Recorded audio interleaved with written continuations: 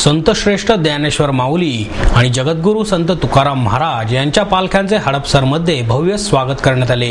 पुण्यातल्या 2 दिवसांच्या मुक्कामानंतर पालख्यांनी पंढरपूरकडे प्रस्थान ठेवले। पहाटे पालखी विठोबा मंदिरातून संत ज्ञानेश्वर महाराजांची पालखी तर निवडुंगा विठोबा मंदिरातून जगद्गुरू संत तुकाराम महाराजांच्या पालखीने प्रस्थान ठेवले। हडपसर गाळीतर येथे महापौर वैशाली बनकर यांनी या पालख्यांचे स्वागत केले। गाडीतळ येथे संत ज्ञानेश्वर महाराजांची पालखी सकाळी 9 वाजता पोहोचली। गाडीतळाजवळील उत्कर्ष सोसायटीमध्ये पालखीने विसावा घेतला। सुमारे 1 तासाच्या या विसाव्या दरम्यान हजारो भाविकांनी पालखीचे दर्शन घेतले। विसाव्यानंतर पालखीचे फुरसुंगी ग्रामपंचायतीच्या वतीने ग्रामपंचायत सदस्य राजाभाऊ सूर्यवंशी यांनी स्वागत केले।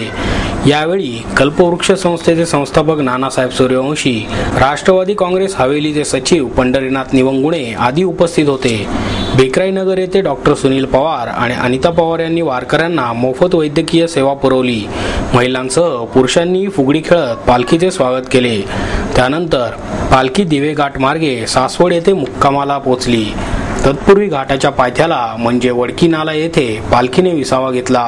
हजारो वारकऱ्यांनी केलेला माऊलीचा गजर आणि विठ्ठलाचा जयघोष अशा भक्तिपूर्ण वातावरणात पालखीने घाट पार पाडला।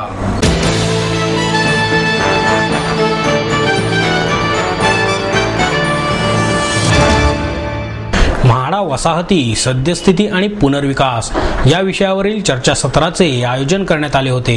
पुणे जिल्हा सहकारी गृहनिर्माण महासंघ, म्हाडाचा पुणे विभाग आणि सहकार विभागाच्या वतीने म्हाडा वसाहती सद्यस्थिती आणि पुनर्विकास या विषयावर टिळक स्मारक मंदिर सभागृहात चर्चासत्राचे आयोजन करण्यात आले होते।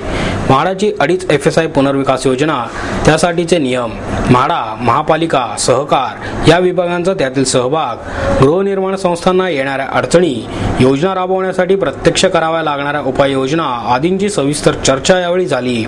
ज्येष्ठ समाजवादी नेते भाई वैद्य यांच्या अध्यक्षतेखाली झालेल्या या कार्यक्रमास म्हाडाच्या पुणे विभागाचे अध्यक्ष अंकुश काकडे, मुख्य कार्यकारी अधिकारी राजेंद्र निंबाळकर, राज्य सहकारी गृहनिर्माण महासंस्थेचे अध्यक्ष सीताराम राणे, सहकार खात्याचे अप्पर निबंधक डॉक्टर भानुदास बदान, पुणे जिल्हा सहकारी गृहनिर्माण महासंघाचे अध्यक्ष सुहास पटवर्धन, उपाध्यक्ष भानुदास गायकवाड आदी उपस्थित होते। म्हाडाच्या वसाहतीतील गाळेधारकांना जादा जागा मिळण्याबरोबरच मध्यमवर्गीयांसाठी मोठ्या प्रमाणावर घरे उपलब्ध व्हावीत यासाठी 2.5 चटई निर्देशांकाच्या पुनर्विकास योजनाची पुण्यात तत्काळ अंमलबजावणी व्हावी अशी अपेक्षा या चर्चासत्रात व्यक्त करण्यात आली। पण या योजनांसाठी मोठ्या प्रमाणावर बांधकाम होणार असल्याने त्यासाठी आवश्यक असणाऱ्या पायाभूत सुविधांचे मजबूतीकरण करण्यावर भर द्यावा असे मतही व्यक्त करण्यात आले। म्हाडाच्या 2.5 FSI योजनेची माहिती देताना मुख्य कार्यकारी अधिकारी निंबाळकर म्हणाले, पुण्यात म्हाडाच्या 27 वसाहती असून त्या 417 एकर जागेवर उभ्या आहेत। यातील बहुतेक वसाहती या 30 वर्षांपूर्वीच्या असून त्यांना पुनर्विकासाची नितांत गरज आहे। 2.5 FSI योजनेत मोकळी जागा, रस्ते आणि इतर सुविधांचीही FSI मिळणार असल्याने त्याचा जादा लाभ वसाहतींना होणार आहे। खासगी विकसकाने या योजनेत सामील व्हावे, त्या बदल्यात त्यालाही काही लाभ व्हावा। सध्याच्या सभासदांची जागा आणि सुविधा वाढवाव्यात, तसेच इतरांसाठी जादा घरे उपलब्ध व्हावीत या सर्वांचा मेळ घालणार आहे असेही त्यांनी नमूद केले। योजना होण्यासाठी DC रूलमध्ये काही सवलती द्याव्या लागतील। त्यासाठी म्हाडा, मनपा आणि आर्किटेक्ट असोसिएशन यांनी एकत्र बसून धोरण बनवावे लागेल असे खरवडकर यांनी सांगितले। पुण्यातील ही योजना येण्यास विलंब झाला, त्यातच या योजनेची नियमावली तयार झाली नसल्याने आलेले प्रस्ताव म्हाडाच्या मुंबई प्राधिकरणाकडे पाठवावे लागतात, त्या ठिकाणी विलंब होतो अशी खंत काकडे यांनी व्यक्त केली।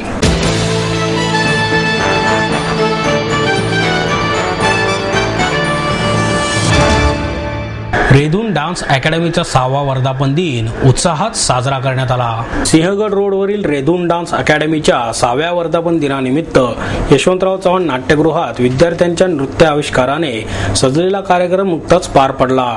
यावेळी उपजिल्हाधिकारी संजीव पाटील, जयप्रकाश सुराणा, नगरसेविका मंजुषा नागपुरे, दीपक नागपुरे, देवीचंद राठोड, नाट्य अभिनेते दीपक रेगे, चित्रपट दिग्दर्शक सुनील नाईक उपस्थित होते। त्याचबरोबर रेदून अकॅडमीचे आशुतोष राठोड हेही उपस्थित होते। सुप्रसिद्ध नृत्य दिग्दर्शक नरेंद्र पंडित यांच्या उपस्थितीने विद्यार्थ्यांना वेगळा जल्लोष निर्माण झाला होता। योगेश सुपेकर यांच्या सूत्रसंचालनातून अकॅडमीचे बाल आणि तरुण कलाकार नृत्यांची बेधुंद बरसात करत होते। 6व्या वर्धापन दिनाचे औचित्य साधून best dancer, best newcomer, best energy अशी पारितोषिकेही विद्यार्थ्यांना देण्यात आली. नृत्याचे शिक्षण देत असताना चित्रपट दिग्दर्शक सुनील नाईक यांच्या मार्गदर्शनाखाली रेदून अकॅडमी अभिनय आणि दिग्दर्शनाच्या कार्यशाळाही आयोजित करत असते. नृत्य जल्लोषाच्या या कार्यक्रमात रसिक प्रेक्षकही अखंड बुडून गेले होते.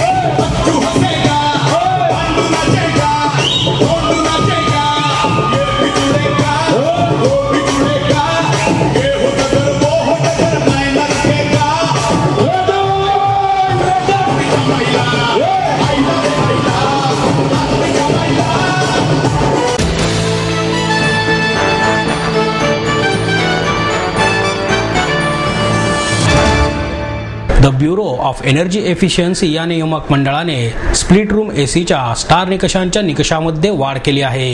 या वर्षाच्या जानेवारी महिन्यापासून अस्तित्वात आलेल्या या नियमानुसार एकसारख्या रेटिंग ब्रँडच्या स्प्लिट एसीच्या ऊर्जा कार्यक्षमतेच्या दर्जात 8% वाढ झाली असून त्यातून ऊर्जा वाचवण्याबाबत ग्राहकांच्या मनात जाणीव तसेच ऊर्जा बचत करणाऱ्या उपकरणांची निर्मिती करण्याबाबत कंपन्यांमध्ये जागरूकता निर्माण करण्यासाठी हे पाऊल उचलण्यात आले आहे.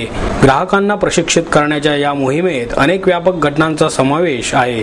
एअर कंडिशन शोरूम सेल्समनना स्टार लेबलिंग निकषाबाबत प्रशिक्षण दिले जात असून त्यातून ते ग्राहकांना ऊर्जेच्या कार्यक्षमतेचा वापर करणाऱ्या उत्पादनांचा उपयोग केल्यामुळे होणारे फायदे समजावून सांगत आहेत. बीईईने यापूर्वीच भारतातील 30 शहरांमध्ये 4000 पेक्षा जास्त सेल्समनना याचे प्रशिक्षण दिले असून आपले हे प्रयत्न ते याही पुढील काळात सुरू ठेवणार आहेत, अशी माहिती पत्रकार परिषदेत देण्यात आली. यावेळी बीईईचे project engineer Deepanshu Ahuja, Emerson climate technology private लिमिटेडचे महाव्यवस्थापक तसेच वरिष्ठ उपाध्यक्ष दीपक ठक्कर आणि इंटरनॅशनल कॉपर प्रमोशन काउन्सिलच्या विपणन आणि संज्ञापन प्रमुख सविता गुप्ता उपस्थित होते. अभियांत्रिकी तंत्रज्ञानाचे प्रवर्तक असलेले इमर्सन क्लायमेट टेक्नॉलॉजीज हे बीईईला स्टार रेटिंग कार्यक्रमाबद्दल जनजागृती करण्याच्या कामी सक्रिय सहकार्य करत आहेत. इमर्सन क्लायमेट टेक्नॉलॉजी प्रायव्हेट लिमिटेडचे महाव्यवस्थापक आणि वरिष्ठ उपाध्यक्ष दीपक ठक्कर म्हणाले, उपयोगाच्या पातळीवर वाचवली गेलेली 1 वॅट ऊर्जा निर्मितीच्या पातळीवर 4 वॅट ऊर्जा तयार करण्यापासून वाचवते. यामुळे ऊर्जा निर्मिती आणि दळणवळणातील व्यवहारावरही परिणाम होतो. स्टार मानांकित एअर कंडिशनर भारतातील ऊर्जा संवर्धन आणि ऊर्जा कार्यक्षमतेला पाठिंबा देणारे असल्याचे संशोधनातून पुढे आले आहे. पुढे ते म्हणाले, प्रशासनाच्या पर्यावरण संरक्षणासाठी असलेल्या नियोजनामध्ये उत्तरोत्तर वाढ करण्याच्या कामी औद्योगिक विश्वाची भूमिका फार मोलाची आहे. एअर कंडिशनिंग उद्योगात निर्मितीच्या बाजूने बोलायचे झाल्यास भारतीय गृह विभागातील एसीच्या बाजारपेठ आम्ही पहिल्यांदा कोपलँड स्क्रोल कॉम्प्रेसर घेऊन आलो आहोत. त्यामुळे जास्तीत जास्त ऊर्जेची बचत तर होतेच, शिवाय स्टार रेटिंगसाठी आवश्यक असलेल्या निकषांचे पालन देखील होते. कोपलँड स्क्रोल तंत्रज्ञान हे जगभरातील व्यावसायिक आणि गृह विभागामध्ये सगळ्यात यशस्वी असल्याचे निकषांचे पालन देखील होते, असेही त्यांनी नमूद केले. Good afternoon. My name is Deepak Thakkar. I am from Emerson Climate Technologies. Today we are pleased to launch a mobile app called AC Power Saver. As you are all aware that energy labeling standards have become mandatory in India since January 2010.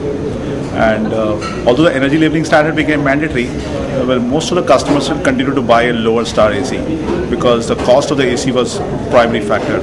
So through this whole education awareness program, and of which this mobile apps is one of the initiative, it allows customer to take an educated decision on selecting an air conditioner, which will not only just take a decision on its lower first cost, but its usage on a useful life of the air conditioner.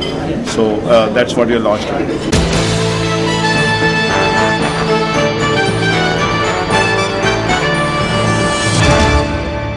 कैलासवासी यशवंत कुलकर्णी यांच्या स्मरणार्थ संगीत नाटक महोत्सवाला 19 जून पासून प्रारंभ होणार आहे. अखिल भारतीय मराठी नाट्य परिषद पुणे शाखा आणि सुशील स्नेह परिवार यांच्या संयुक्त विद्यमाने 19 ते 22 जून 2012 दरम्यान कैलासवासी यशवंत भगवंत कुलकर्णी यांच्या स्मरणार्थ संगीत नाटक महोत्सव आयोजित करण्यात आला आहे, अशी माहिती परिषदेचे अध्यक्ष डॉक्टर सतीश देसाई यांनी पत्रकार परिषदेत दिली. महोत्सवाचे यंदाचे हे 4थे वर्ष असून यावर्षी हा महोत्सव ज्येष्ठ गायिका माणिक वर्मा यांना समर्पित करण्यात येणार आहे. हा महोत्सव टिळक स्मारक मंदिरात होणार आहे. या महोत्सवाचे उद्घाटन ज्येष्ठ अभिनेत्री वंदना गुप्ते यांच्या हस्ते होणार आहे. या प्रसंगी प्रसिद्ध गायिका राणी वर्मा, अभिनेत्री भारती आचरेकर आणि सुशील स्नेह परिवाराचे अध्यक्ष विपिन गुपचूप यांची प्रमुख उपस्थिती असणार आहे. या महोत्सवात यंदा राहे निर्मित संगीत मानापमान, आर्यादुर्गा क्रिएशन मुंबई निर्मित संगीत जय जय गौरी शंकर, भरतनाट्य संशोधन मंदिर निर्मित संगीत हे बंद रेशमाचे आणि शिरीष थिएटर निर्मित संगीत मृगरंजनी ही नाटके सादर होतील. सायंकाळी 5 वाजता या नाटकांचे सादरीकरण होईल. त्याचप्रमाणे महोत्सवात संगीत नाटकातील उदयोन्मुख कलाकारांचा सन्मान करण्यात येणार आहे. यामध्ये सायली पानसे, निनाद जाधव, स्वागता कुलकर्णी, प्राजक्ता मराठे या कलाकारांना गौरवले जाईल, असेही डॉक्टर देसाई यांनी सांगितले.